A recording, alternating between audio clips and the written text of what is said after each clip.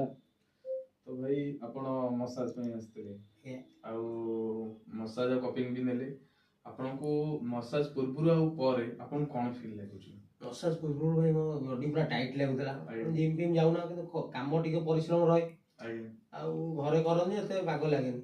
आगे आपण घर हेला पर पूरा रिलैक्स लागुची के आउ आगे बहुत बढ़िया लागुची। मु आउथरे भी आसीबी आगे मासे परे। आ वीडियो देखते लोक को कोन कहबे? भाई आसंत आम भाई एटी कपिंग मसाज थेरापी सब होउची। भाई बहुत बढ़िया करचंदी। मते भी कले बहुत रिलैक्स लागुची। आपण आसंत भाई को पाखु भाई को देबे आपण को। तो आपण मान भी विजिट करिया चाहूछंती तो कटक बिडानासी चौटा लेन विजिट करंतु हैंड्स ऑन हीलिंग आ गोटे सुंदर फिटनेस जर्नी को स्टार्ट करिया पेंगा निहाती गोटे सपोर्ट नेकिना मसाज को आसंतु। मसाज नवा द्वारा आपन बहुत बेनिफिट मिलिबो। तो जदी गोटे माने 100 माने 99टा प्रॉब्लम रो गोटे सॉल्यूशन मसाज।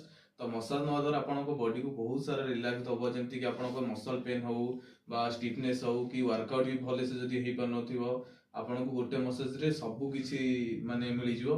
तो आपन निहाती गोटे मसाज नियंतु अलगा बाटर बहुत पैसा खर्च होउची मसाज गोटे नै कि गोटे निजर बेनिफिट देखंतु फिटनेस रो बेनिफिट कोन दउची आपन ट्राई करंतु निहाती विजिट करन हैंड्स ऑन हीलिंग रहउछु। जय जगन्नाथ।